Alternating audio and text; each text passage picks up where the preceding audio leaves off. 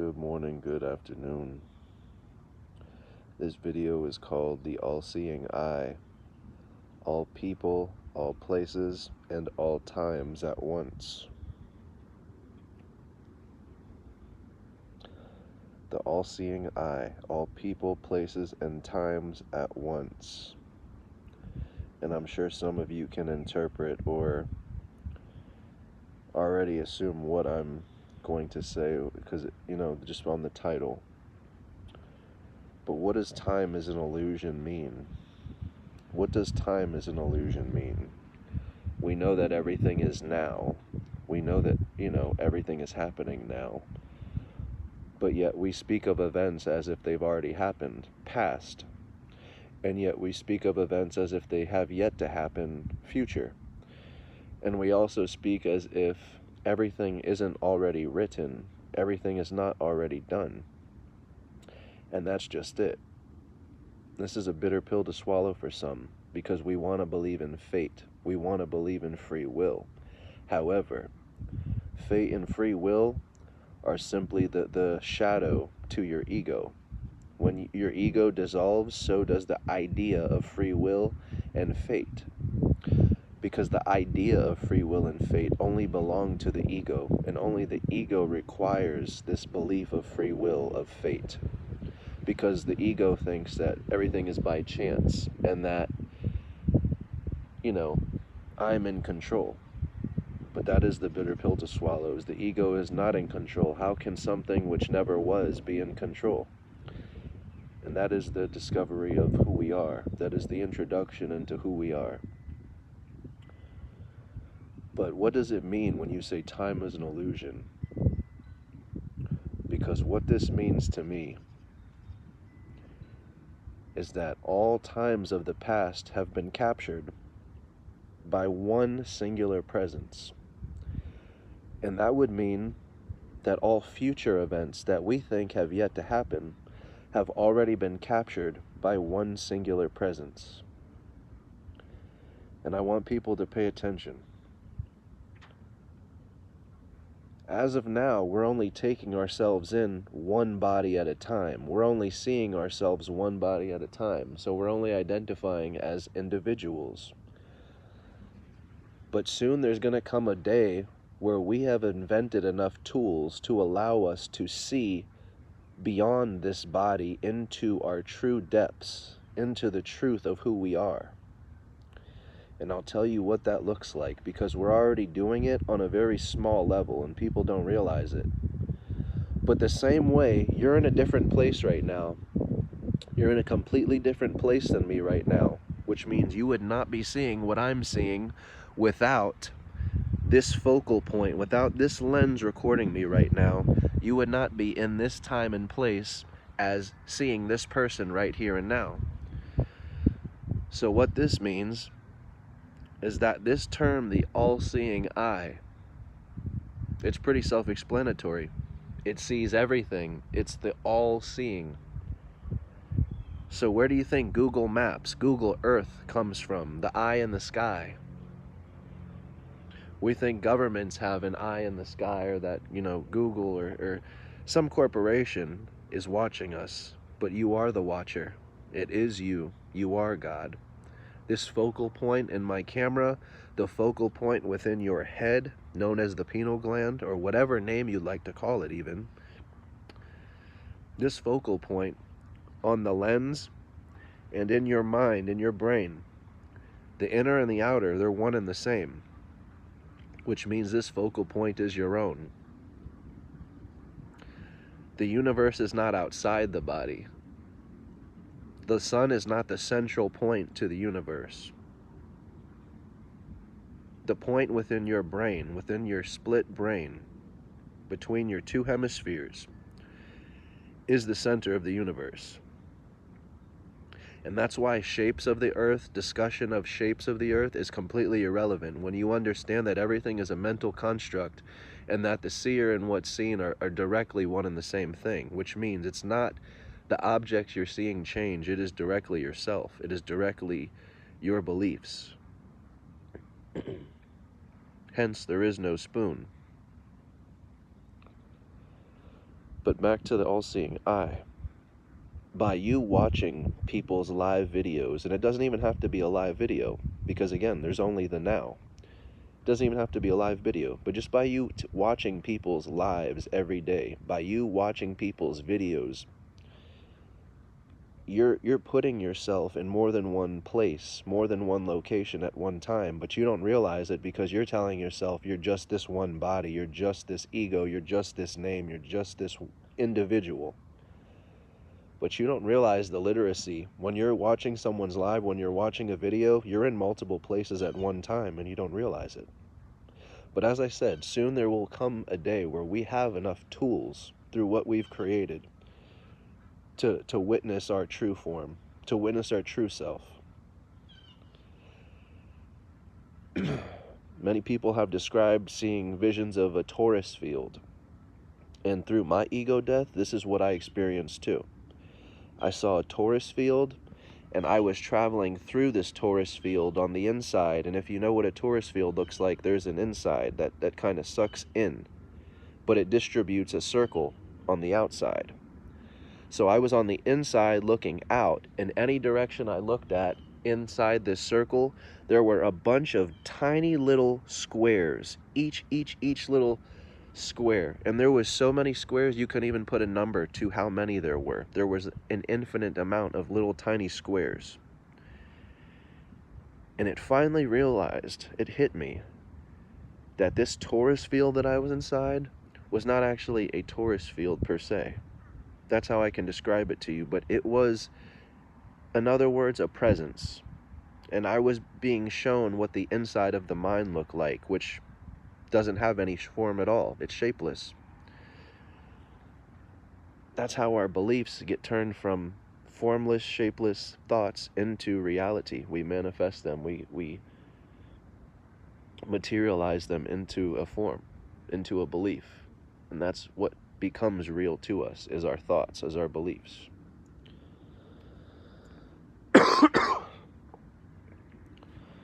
But we don't realize through this focal point, we're all places, we're all people, we're all times happening at once.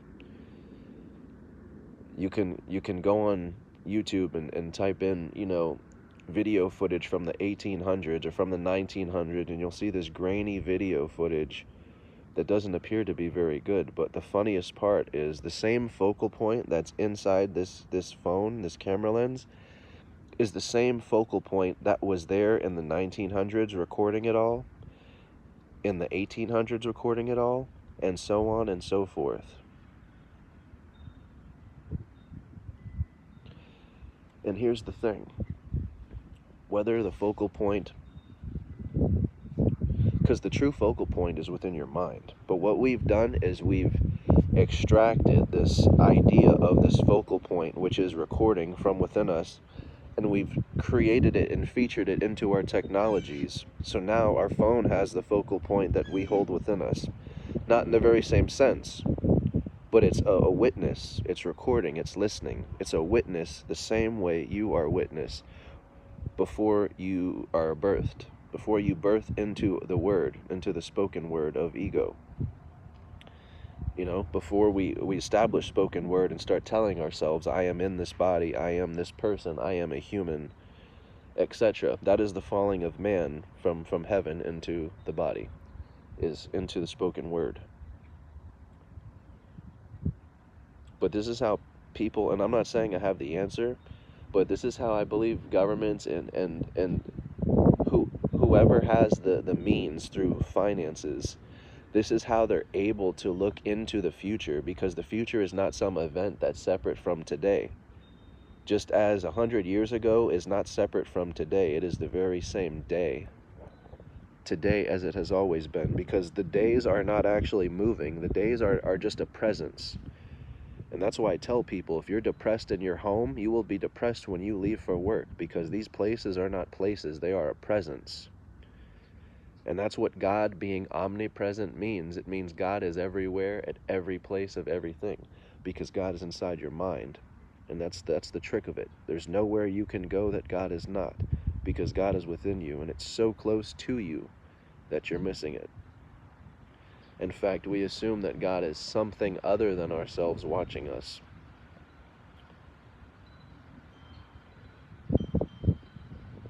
But we don't realize we are the watcher. Through the 7 people on my live right now watching this video, you are God witnessing yourself. You are in multiple locations at one time. You're obviously in whatever space or room you're in right now, and you are in this space and time right now. And obviously I understand physically you're not here, but that's irrelevant. We're going beyond the surface of physicality. When you are able to see beyond this matrix of images and moving parts to this screen, you understand that this is all just a universal presence, and that the same space and place that is here is the same space and place that is where you are. And so we're not actually in separate places. We're not actually in separate times. We're not actually separate people. But the mind, the egoic mind, will tell you otherwise, because we've been anchored so deep into our words and into our beliefs that now the hardest thing to do is surrender. Surrender all that we know or think we know. And this is the thing, many of these people, or I will say most of these people who want an awakening or who say they're ready for whatever's next, they fail to realize that their ego is going to be the price that you must pay in order to reach this sovereignty that you're calling an awakening. You know, you want to be free from government, but in order to do this, it's going to cost you the heaviest price of all, and it's not money. It is your own ego. And what I mean by your own ego is every belief you think you have or know of yourself must be abolished, because either through life or death they will inevitably be abolished anyway. You cannot take your beliefs with you into death. And that's why for some people death is a tragedy. And the hardest part is letting go, because you're not actually letting go of the body, you're letting go of the beliefs. You're letting go of the mind, one piece at a time, one very delicate piece at a time. And that's why cats or animals like dying alone. They like going into seclusion, away from everybody, away from their owner, to die. Because when you're near your owner, near your loved ones, you cling on to the thoughts of these loved ones, of these people. You're not clinging on to the body or to the physical part. It's the mental construct. You don't want to leave these people behind because you love them. But the more you start transpiring into the beyond, the more you start losing the idea of separation. The more you start realizing that these people are not separate. Mother, brother, father, sister, cousin, these are titles. These are spoken words that, again, we have fallen into through the ego. But all these people you're loving and losing to death are not lost. They're not going anywhere.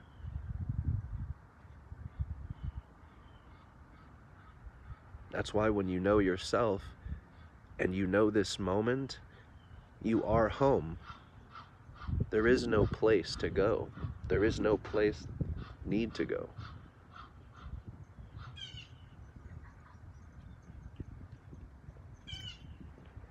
See ya.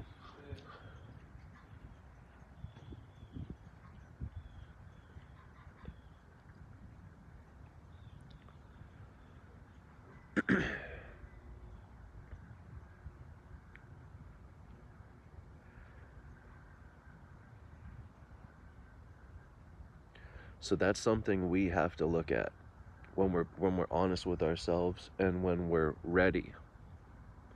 When we're ready, we have to take on this battle of who they are. Because that's what a lot of people in the spiritual community say, is they are calcifying our pineal gland. They are stunting our growth. They are keeping us in a lower form of being. I wasn't going to turn this video in this direction, but I had this thought the other day. So I just want to share it and kind of put it out there to the people, right?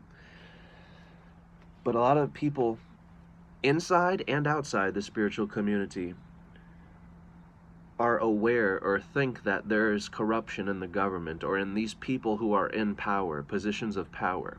There's corruption. And basically what we tell ourselves is they hold a secret. And through this secret, they're able to attain wealth, materials, power, etc. Right?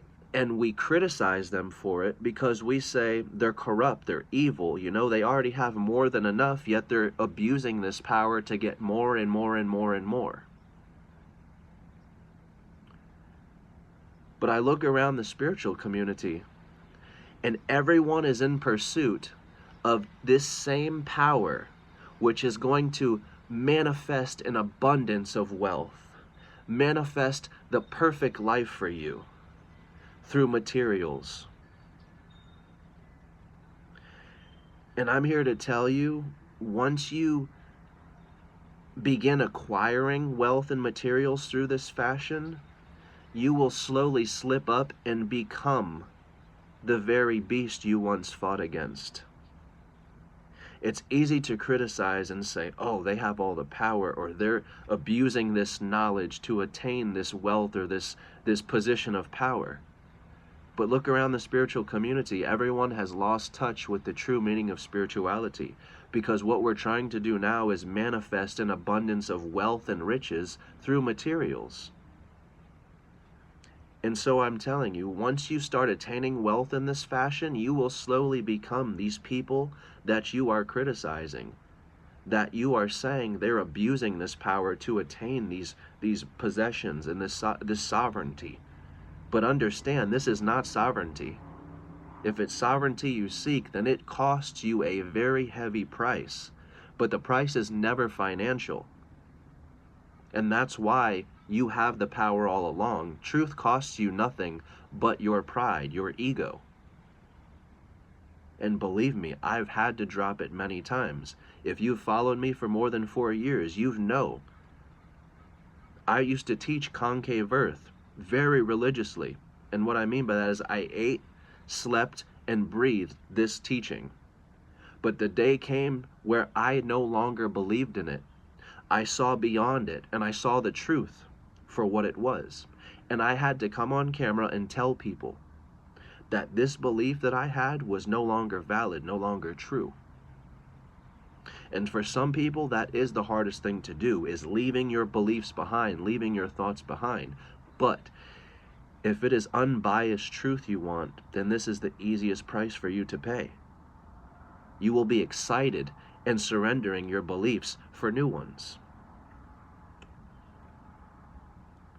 But what an awakening is about is to get you to a point to where you require no belief. You require no practice. You require no effort.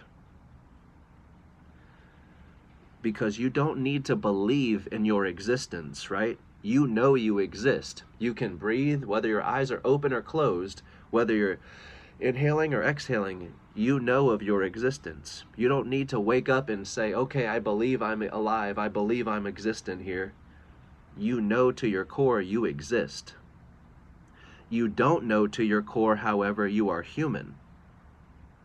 In other words, you have to believe and practice and put forth great effort to tell yourself that you are human. You have to study society and how other people act in a social setting so that you know how to better be human. But there is no human. Being human is nothing but an idea, is but a belief. And it's a belief that we must put forth a lot of effort and practice into, which is why we are one of the most unhappy species here. For one, we don't know who we are, and for two, we're still pretending to be something which we are not.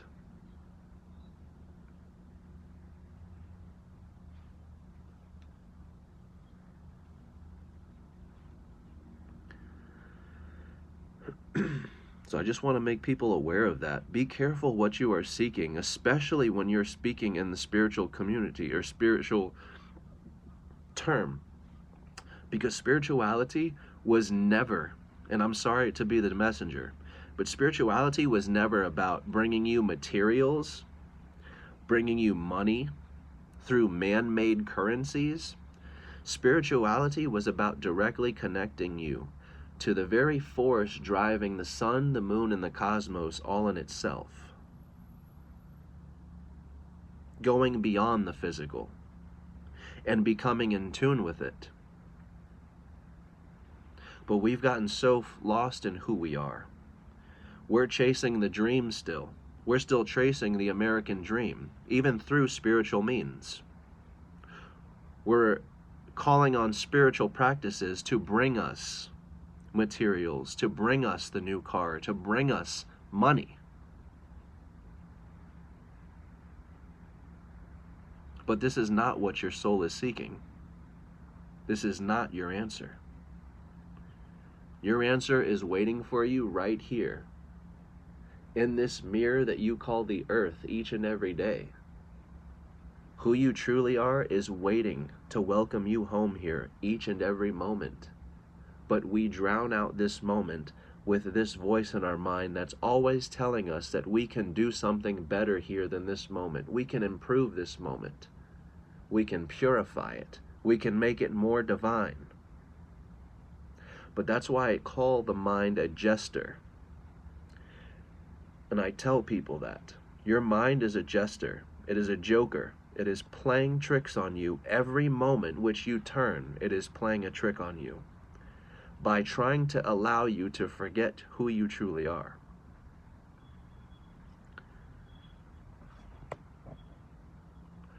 So RM says, if we are not that which dies, what are we? So you come before the question and the answer. You do not exist as the answer. Understand that. And this is why I tell people, be careful in answering your questions on spirituality and conspiracy theories, because when you answer one question, you will now bring about 10 more questions. Therefore, and this is why Buddha's philosophy was called total death. That's what an awakening is. And Buddha's philosophy was, if you are to die completely in this moment and surrender fully, no question will be left. And when you truly know who you are, no question will be had, no question will remain. And that's not to say you know everything, but you understand you do not exist as part of the question or in the answer. You are something beyond, something outside of that dualistic principle. So understand this too. We don't birth out at the point of the womb. That is not when we birth. We don't birth out when we're exiting the mother's womb. Hear me out.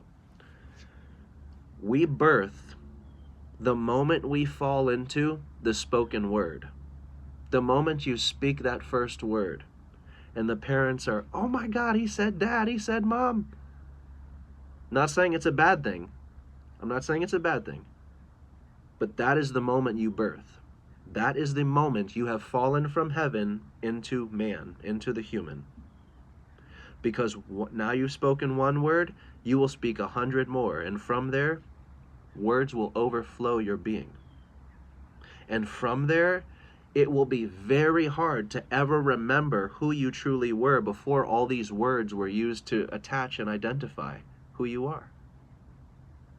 But remember this. If I am the voice, what is listening? So before you had this idea of who you are as Tyler, for example, before I knew I was Tyler, I was still alive, I was still present, but Tyler wasn't. Tyler didn't exist yet. Tyler birthed. The moment I said my first word, I birthed. And this is what Osho talks about too.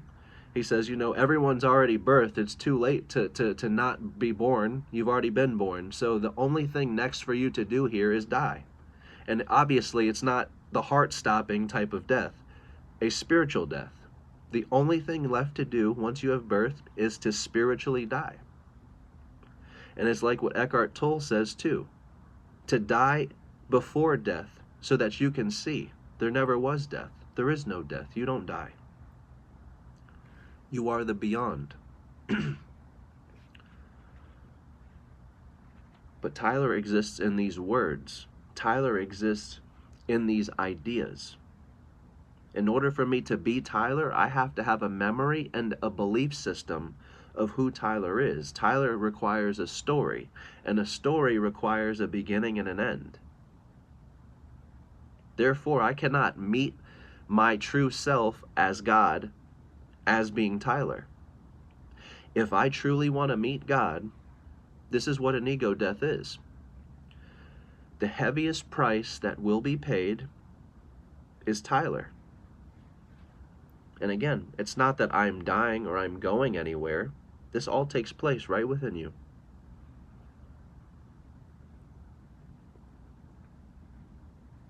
But I don't meet God as Tyler. Tyler dies, and I meet God, aka myself, for the first time.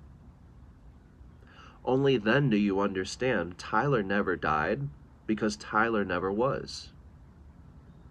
It is through your presence, God, that Tyler was able to exist at all, to even be a thought.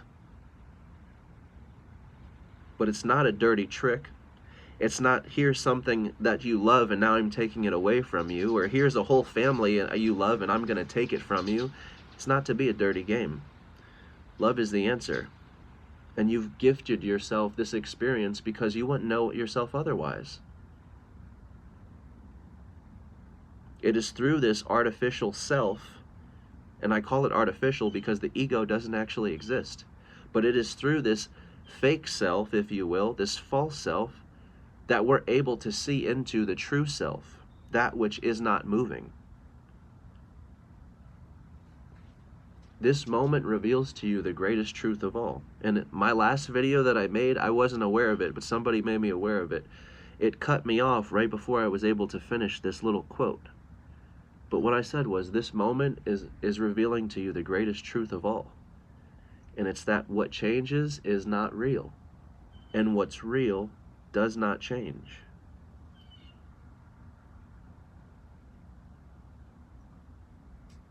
So when you ask, who am I? That question is so powerful because you are all of them. We speak from this space of separation, like when we go out we say, oh my God, these people drive me crazy, these people are so selfish, these people are this, these people are that. But we fail to realize it's not these people, these are my people. My people. And again, I don't mean my people as Tyler, these are my people, I rule them. God. These are my people as God. I've created all of this. Because love is the answer. I've gifted myself this most beautiful and sacred experience with myself because I wouldn't know myself otherwise. There would be nothing to know. And it's kind of what RM is saying. So there is only an awareness. When there is only awareness, there's no experience because there's no thing to be known. The I that we attach ourselves to and identify ourselves through is only there because of awareness. Awareness is your source. Before you have I, or I am Tyler, you must have awareness. In other words, before you have a movie put on where people are moving and going through the screen, look at my little buddy right here. Get my little buddy.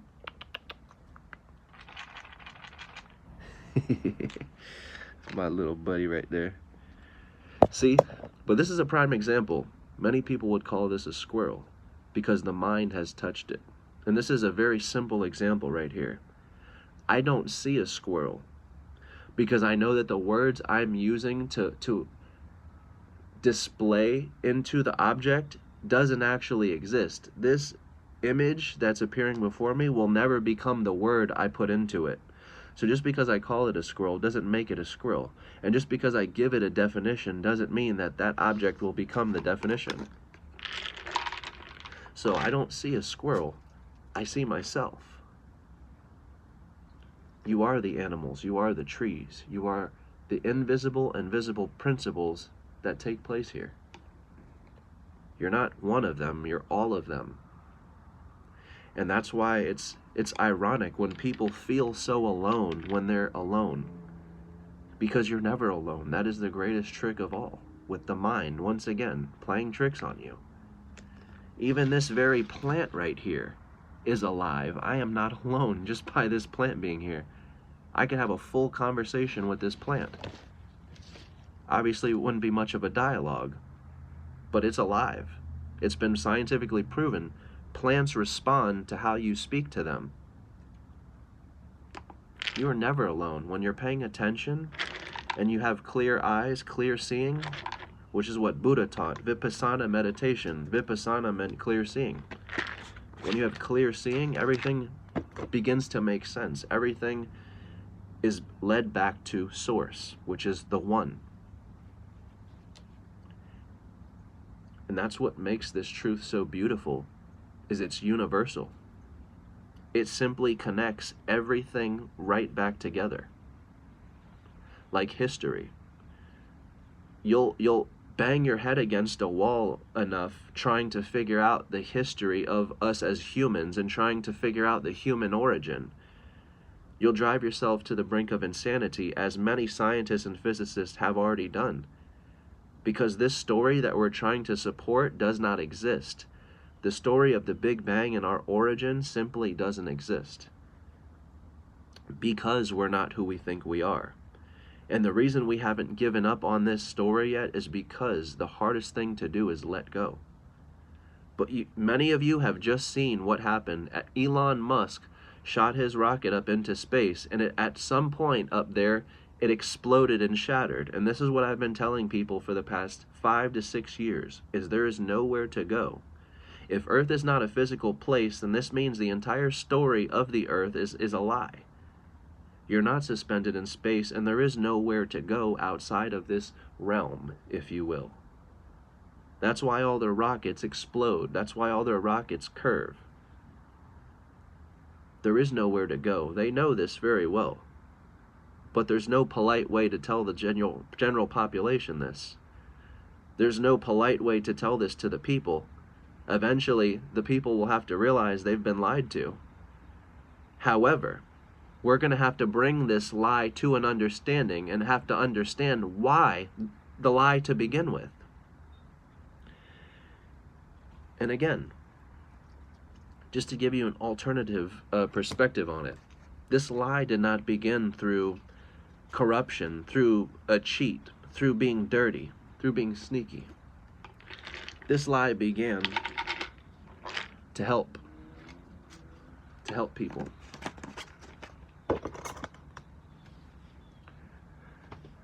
To support people's dream of being human.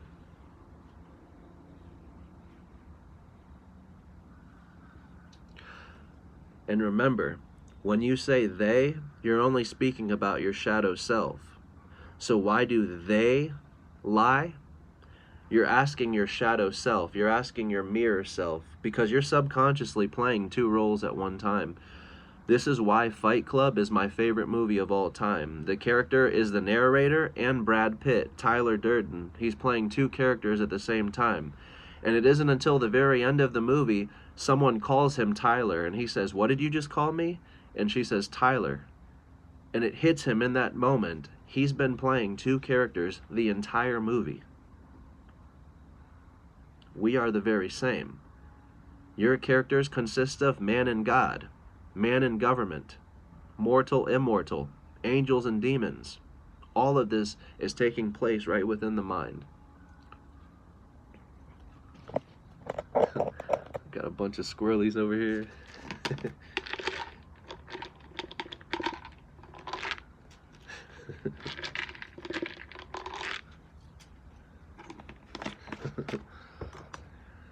The only thing words serve is communication.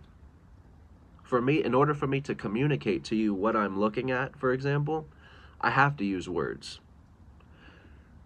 But what we've done is allowed the objects that we see to become the words, become the definitions.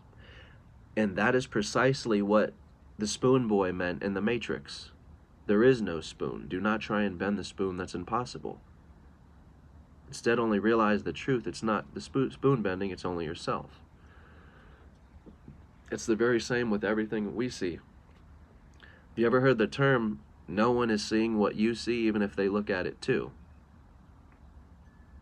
This is precisely why. Because all of us we may have the same word for an object. We can call a pencil, or a ruler, a ruler. But we all have a different definition, a different idea of what that is. Therefore, we see the object differently. The earth is the best example to use because you've got a flat earth, a round earth, this earth, that earth, and it's beautiful. Many people get upset because there's so many ideas of the earth, but they don't realize that this is a subjective matter. The earth is not independent to the seer, to you the seer. The earth is directly you the seer. The seer and what's seen are the same thing. Therefore, nobody can ever see what you're seeing, so long as the mind is involved, so long as you're putting definitions into things. And that's another beautiful poem that Osho wrote. But he talks about how many people have never actually smelled a flower. Because when we smell the flower, our mind has these ideas and definitions of what the flower is. And it's our mind's ideas, beliefs, definitions, etc. telling us what that flower is that's preventing us from actually experiencing and smelling this flower purely.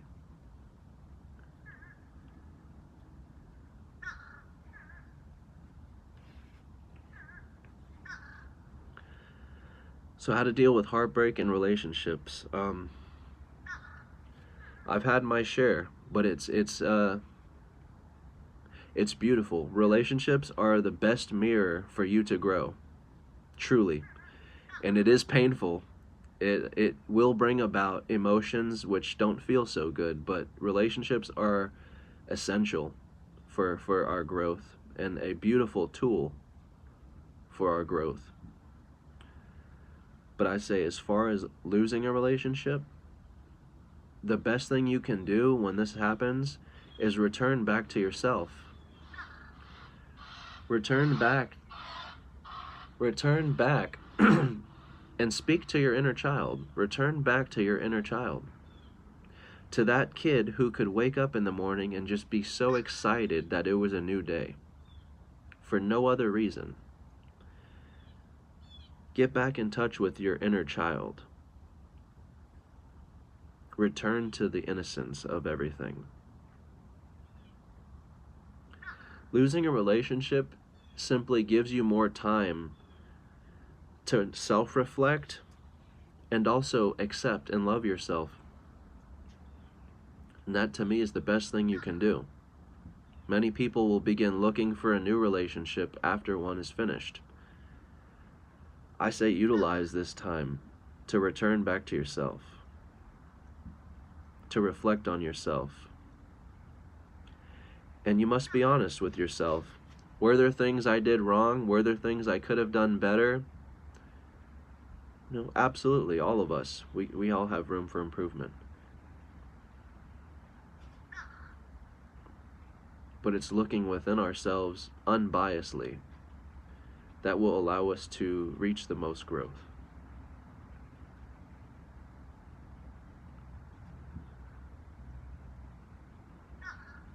We don't realize this, but to accept someone or to accept yourself is to simply love yourself. Accepting is another word for love. When you accept someone, you love them.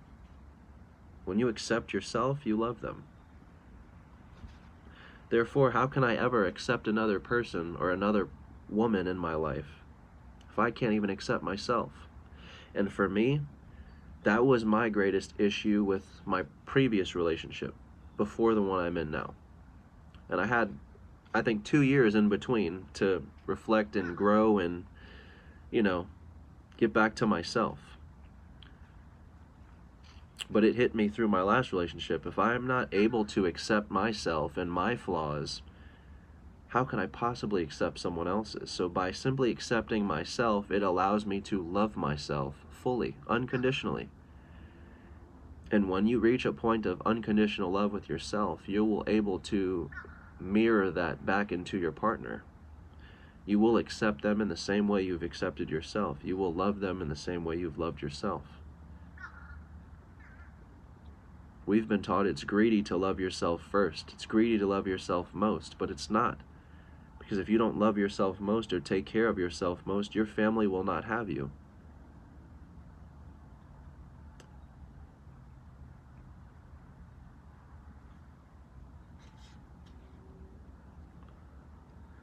But back to the thing, just real quick. I just want to get back to the topic of the all-seeing eye. I just want people to realize, because the all-seeing eye has been associated as evil, satanic. Freemasons use it, governments use it. They're controlling the world. They. Once again, if you want sovereignty, if you want to awaken, then understand when you use the word they, you are talking about your subconscious self. You are talking about a separate part of you that you don't know exists within you. Because you're playing two roles at one time and don't know it.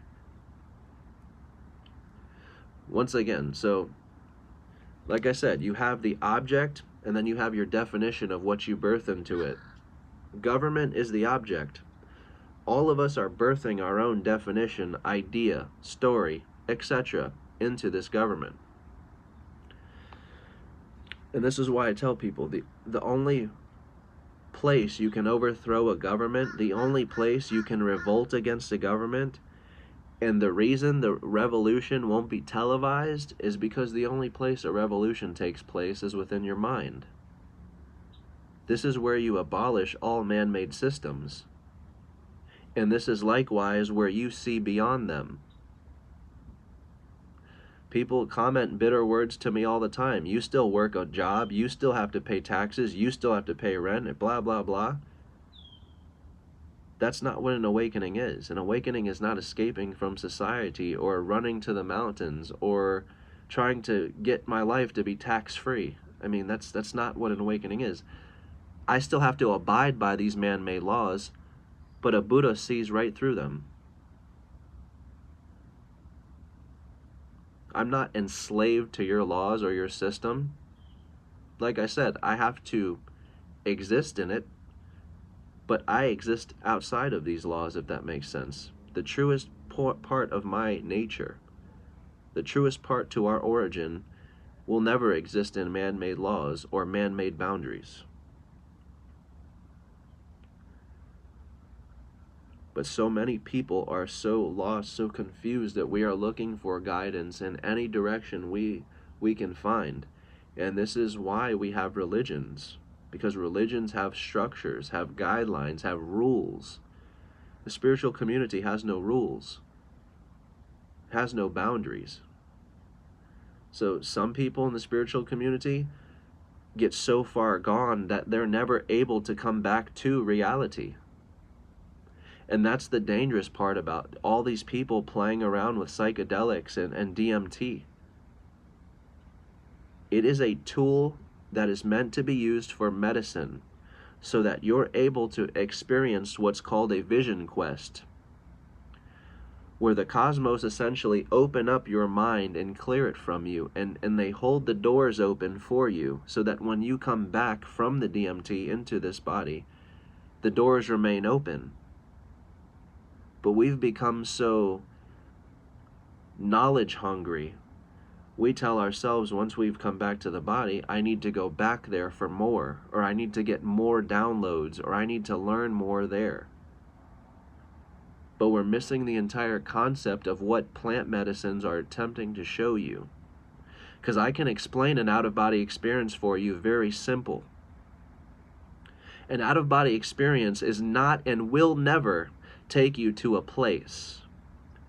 And this is the greatest misconception I hear of an out-of-body experience, because I've seen hundreds of YouTube videos on out-of-body experiences and things like this.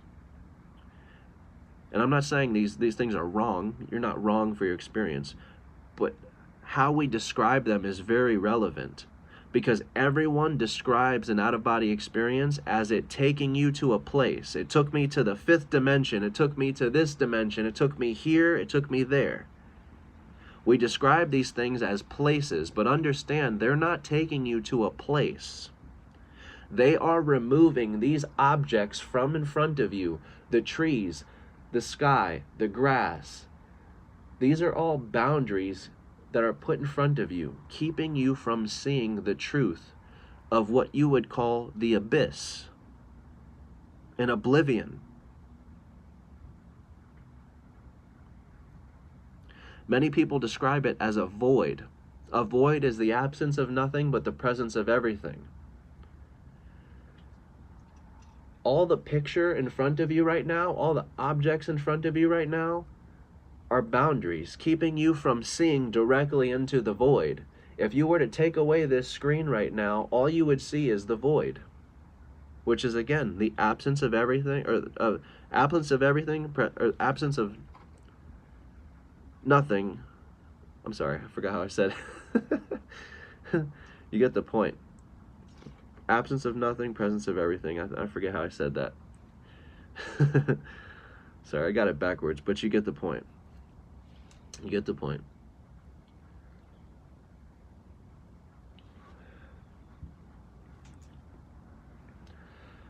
Yeah, they don't. So back to the point. I'm sorry, I got sidetracked. So basically, we're already in the void, and that's what plant medicines show you, is you're already in the void. This space that you call body and earth are not actually a space or a separate thing. This is the void right here and now. What you're looking through in plant medicines is what you're looking through right here and now. But we come back to this body, and that's the trick of it right there. When we come back from plant medicines, we say we've come back to the body, or we're back to ourselves. And we don't realize you just met yourself. So how could you come back to yourself when you just met yourself? And that's how quick we forget. But I don't know if many people have seen the meme where it shows you the top picture is someone taking DMT, and the bottom picture is the Men in Black picture, where it takes a picture and your mind is erased. It makes you forget everything that you just saw. And that's a meme because a lot of people are going into DMT and trying to return to this body as the name Tyler, and they want to remember everything they just saw or experienced there, so that they can come here and distribute it all to the world. But what we don't realize is you're missing the greatest point of all. What it's trying to show you is here is there, and there is here. Remember, duality doesn't exist. There is not two. There's only one. That's where the subconscious and the conscious, the two sides to your brain, the conscious and the subconscious must inevitably meet as one. And that's what we're doing with artificial intelligence. We are inevitably meeting ourselves in the mirror, and we will inevitably meet ourselves in the middle, where our hand gets put up to the mirror and artificial intelligence hand gets put up to the mirror, and there is no separation. There is no difference. We can call it artificial, but it's going to show you one day that there's nothing artificial about it, because it will have the very same heart, organs, and everything that you have. Blood, a nervous system. As of today, we can look at artificial intelligence and tell ourselves it doesn't have a central nervous system, it doesn't have a brain, it doesn't have a spinal cord, it doesn't have any of these things. Therefore, it's not who we are. But that is the singularity. You're hiding from yourself. Remember, you are God. So you are hiding from yourself. And the most genius place to hide is right within. It's the last place you would look. And we've already proven that. We've looked all through the bottom of the seas, or at least we've tried, and we've scoured the skies and everything in it and sent countless of rockets up, all hit and shatter. The truth is inevitable. There's nowhere to go. And this is why I think suicide is a thought for some people, because we think we can actually escape our nature. We think we're actually escaping something, or we're getting rid of something, but we're not. Because what you're escaping to is what you truly are here and now. And that's why there is no suicide, there is no death, there is no escaping anything. You're not trapped anywhere, you're not enslaved anywhere. That thought alone too hinders a lot of the spiritual community, because a lot of the spiritual community, you know, they'll say we're enslaved here, or we're being enslaved in this matrix, or, you know, we're being, you know, trapped in this place, or they're trying to use artificial intelligence, or they're trying to use virtual reality to trap us or keep us stuck here. And once again, pay attention to who they are, because they are your shadow.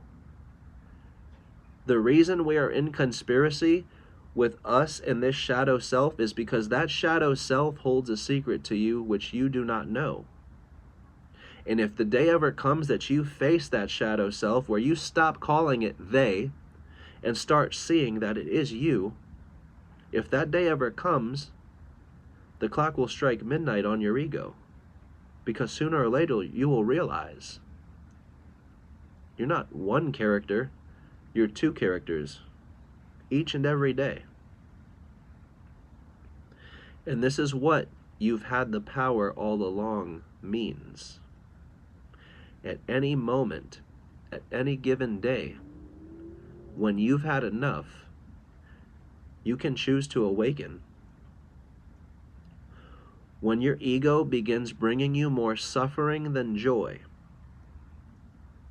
at any moment when you are truly ready, you can awaken.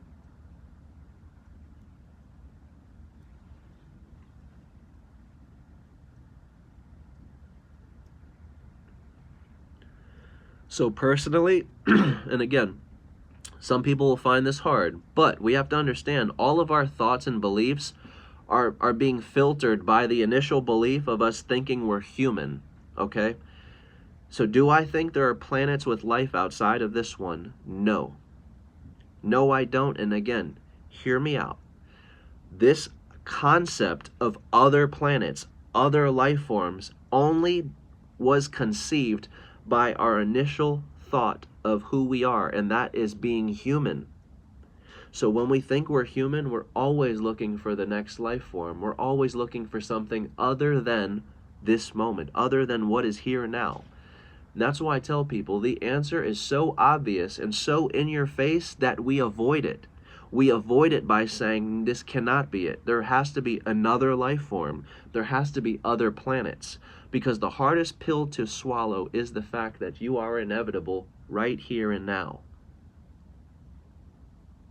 Another life form is not going to bring you anything that you're seeking. It would be just like me telling you something that contradicts your beliefs. If I tell you something that doesn't coincide with your beliefs, you'll reject it. You'll turn it away. You'll turn it off. You'll disregard it and say, pfft. It's the very same. If another life form were to come down in a spaceship and land and come out of the spaceship and start taking questions, if its answer threatened your belief system of who you were, you would disregard it, reject it, and walk away. It doesn't matter what they look like.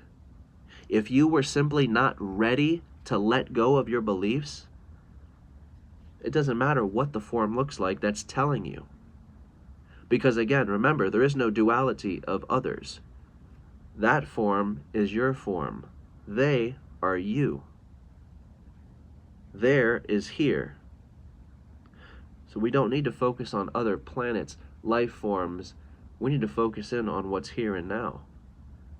Because the answer is revealing itself to us. But again, we prolong it. We distract ourselves by looking elsewhere.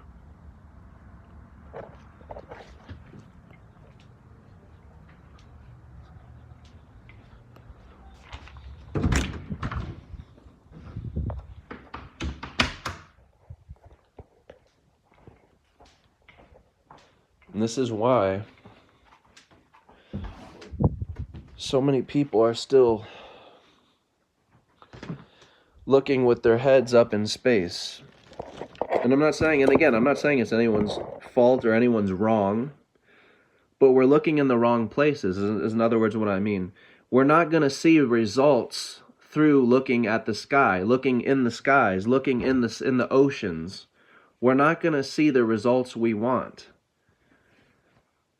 The final frontier is the mind itself.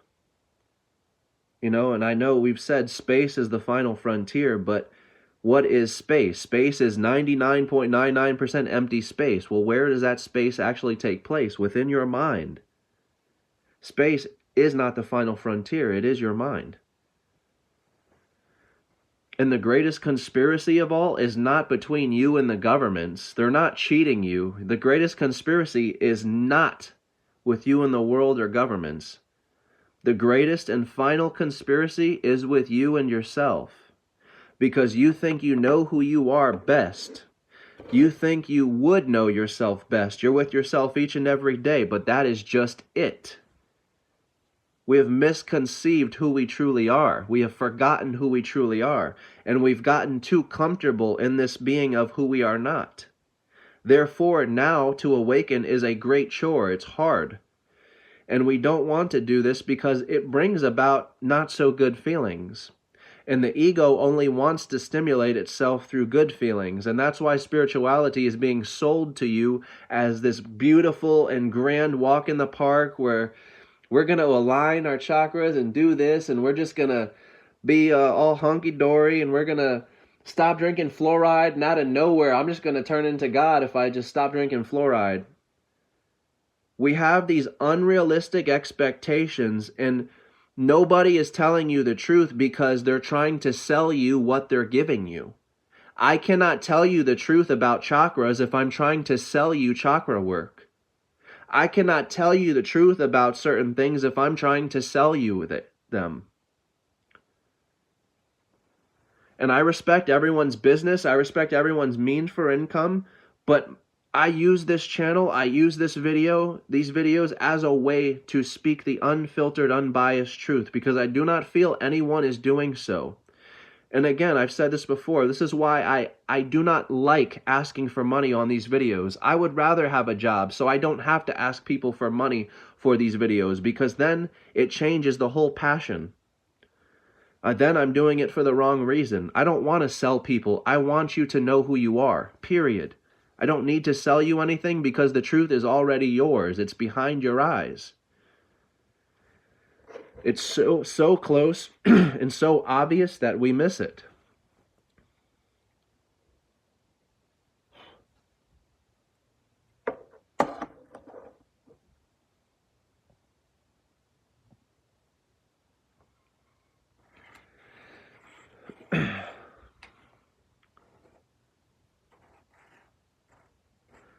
RM, thank you for that.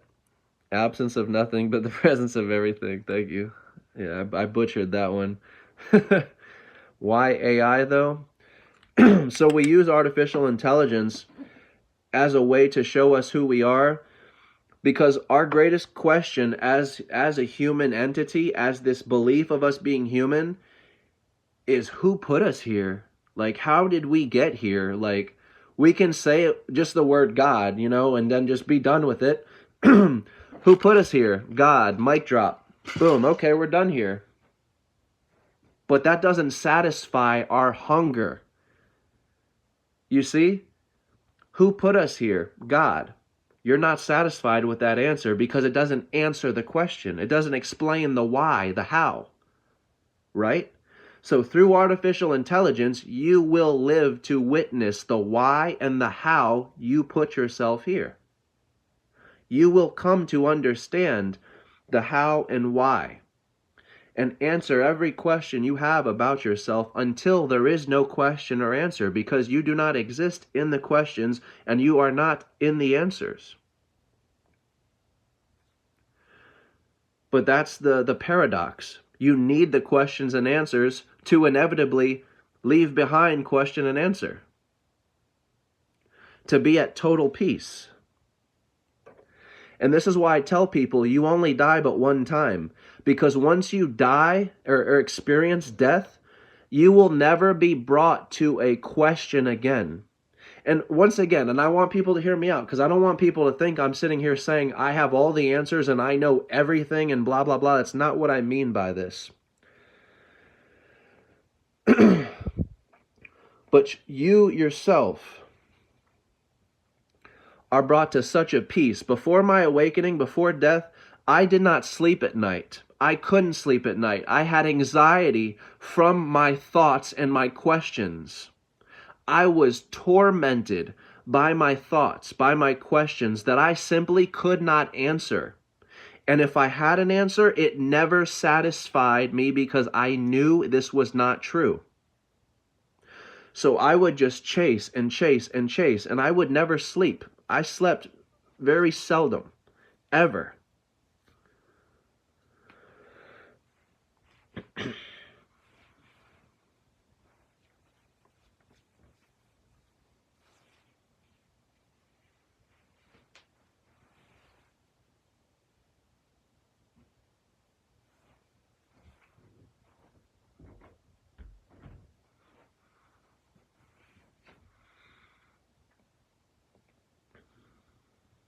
But it's going to answer our every question. Sorry, I'm getting sidetracked because I'm sitting here trying to think about the day. But basically, yes, artificial intelligence is going to show us who we are. It's a carbon copy of who we are, and we're using it to answer our questions. We're constructing it to essentially destruct ourselves. So when you say artificial intelligence will be the end of the human race, it will only for the fact of the human race has never existed. We're not a human race. The human race is only a race to the finish line as far as who can acquire the house the fastest, who can acquire the materials the fastest, who has the most. That's the only race that takes place.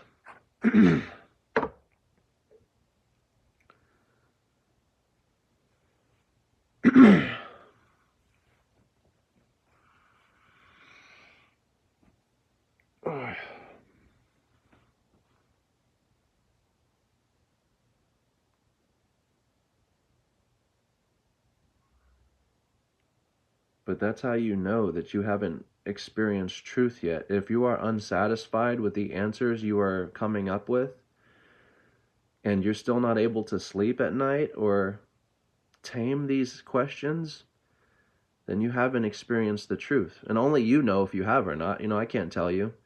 But you'll know when you have no questions left. So what I mean by this is I don't go to sleep at night anymore and have questions of who am I, where will I go, what is death. I don't have any of these haunting questions anymore. So again, I'm not saying I have all the answers, I know all the things, or I know science or math, but I'm at peace to my core with knowing who I am. There is no question that remains within myself as to who I am, about death, about God, about life. There is no question, because I've fully allowed myself to die and surrender in that very moment that I had my awakening. And that's why I tell people, you only truly die but one time. Because once you've accepted death, you know. And once you know, you know. You cannot ever go back to sleep and pretend death is real. You've already seen beyond the boundary by shattering the boundary. So you can never pretend again. But in a sense, you don't need to. You're free. There is no more questions that will ever burden you again, or make you lose sleep, or make you sick to your stomach. But believe me, it's a part of the journey. If you're on a spiritual journey and you hit moments where you're sick to your stomach and even feel nauseous, have anxiety, depression, can't eat, understand these are parts. These are stepping stones along the path to your enlightenment. You have to go through the dark to get to the light. These people selling you butterflies and great feelings, though, only are simply selling you. You cannot ignore the dark. It's just as much the light as the light.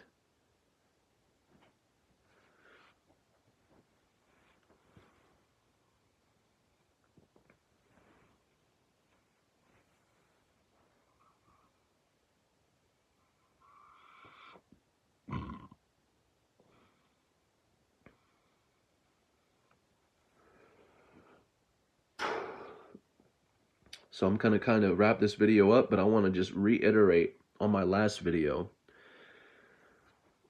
where I talked about if the ancient civilizations that were alive thousands of years ago are still alive today through you right now, then this means that the future civilization, whoever, whatever they may look like, 100, 200 years from now, will still be you, here and now.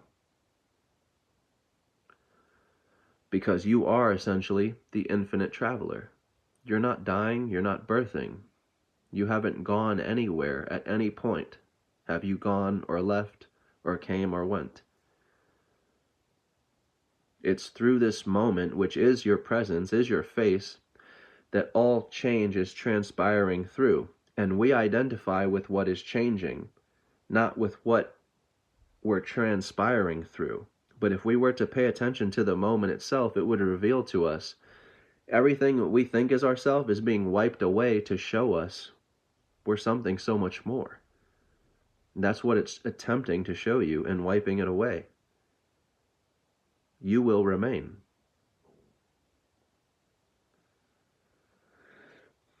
But time is an illusion. So, the all-seeing eye, which has been made evil, it's been made an evil symbol. If you have a triangle with an eye, you're considered a Satanist or an evil person. But this is speaking from somebody who just doesn't understand the literacy of what the all-seeing eye means. All-seeing means there is only one witness here. It means there is only one witness. And whether it's your focal point from within your pineal gland doing the witnessing, the focal point that we put on the traffic lights, street lights and cameras there, that's witnessing the intersections and that, whether it's the focal point in your phone that's recording your life, your live, whatever you're doing, you are always the watcher. You are always that one presence, the watcher itself.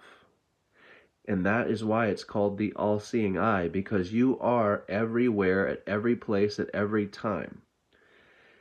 And again, I've said, through the live feature and through making videos online, we're able to see ourselves through another person, another place, and another time. And we're assuming that this is a different place than what we're at. This is a different person than who we are. This is a different time than what we're in. But that's what this now moment is about, is this now moment connects everything back to now. That's why everything points back to the moment. History is not repeating itself. We are the same being telling the very same story. That's why history seems to connect. That's why they found pyramids in freaking Mexico. They found pyramids in Egypt. How did they just find all these structures? How are all these worldly systems telling the very same story without even communicating? Because it is the very same inevitable one that is telling it, and it is you. Every book that you will ever read or have ever read has been written by one hand, and that's God's hand. That is your hand. The author may be Marion, maybe Michael, maybe George, maybe Georgina, but you know to your core that you were that name. That was your incarnation. You wrote that book. And likewise, as you wrote it, you will read it. Likewise, as I am recording this video, you will listen. But we are one and the same. I record this video for myself, to hear myself, for myself, to hear myself.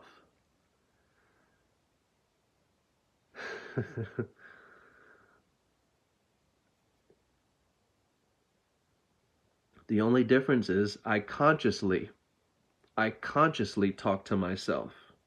I don't subconsciously talk to myself. I'm very direct and consciously talking to myself. I don't think we're the same. I know we're the same.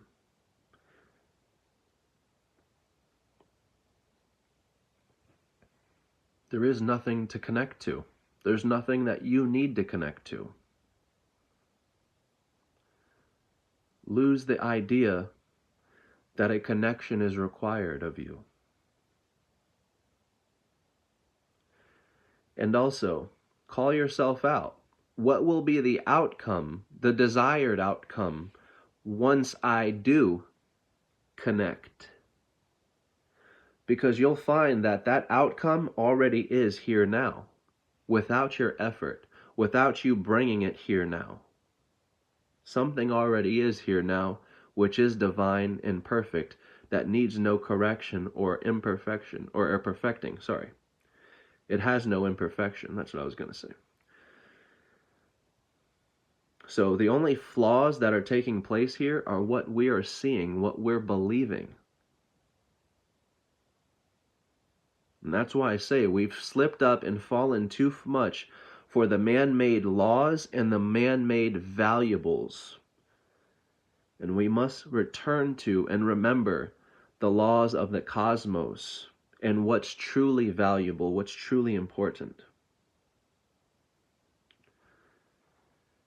I will say, one love. I'm going to wrap this video up. I hope everyone has a happy Thanksgiving, a happy day. But just remember, every day is a holiday when you have this knowledge, when you understand that today is the same day 100 years from now and 100 years prior. Every day is a holiday because you realize every day is an impossibility in itself. And it is a miracle. You don't need to bring the miracle to this moment. The moment is the miracle itself. All right? Namaste. Everyone have a beautiful day.